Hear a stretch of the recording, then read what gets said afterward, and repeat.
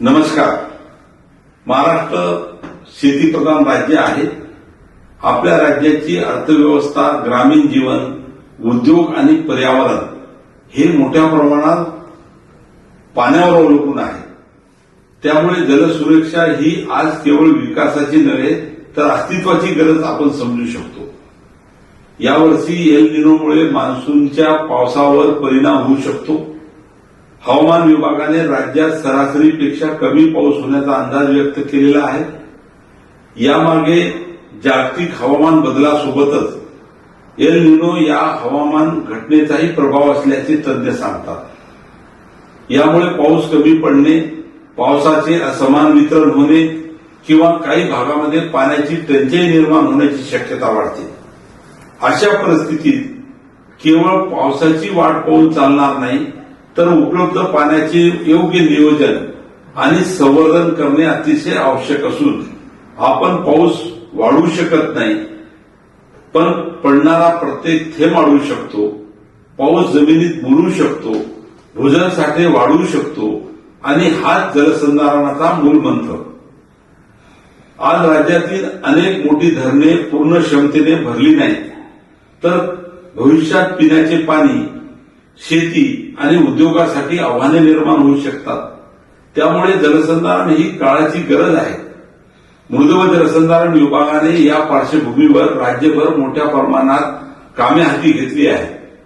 गाळमुक्त धरण, गाळयुक्त शिवार योजना, जलयुक्त शिवार अभियान 2, प्रधानमंत्री कृषी सिंचन योजना, पाणलोट विकास घटक 2 यासारख्या उपक्रमाद्वारे जलसुरक्षा मजबूत करण्याचे काम सुरू आहे.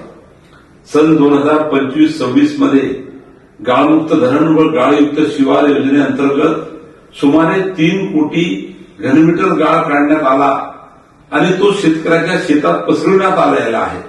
त्यामुळे एकीकडे जलाशयाची साठवण क्षमता वाढते तर दुसरीकडे जमिनीची सुपीकता सुधारते.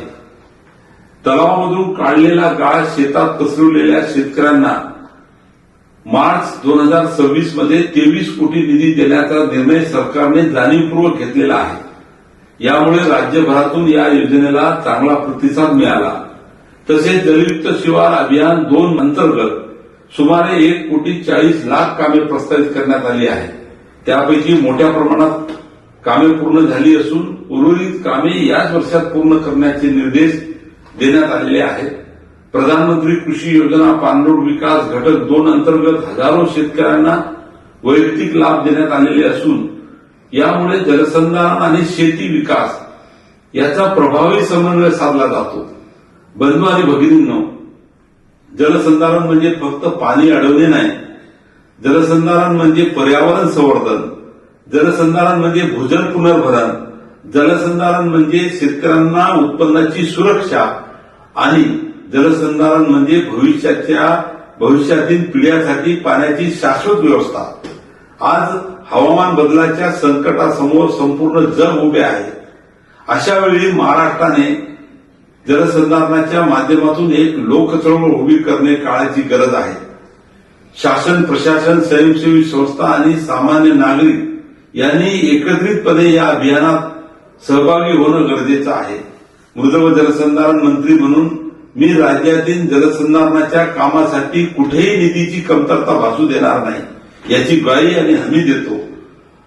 चला पावसाच्या प्रत्येक थेंबाचे संवर्धन करूया, दुष्काळाला हरवूया आणि जलसमृद्ध महाराष्ट्र घडवूया. जय हिंद, जय महाराष्ट्र. धन्यवाद.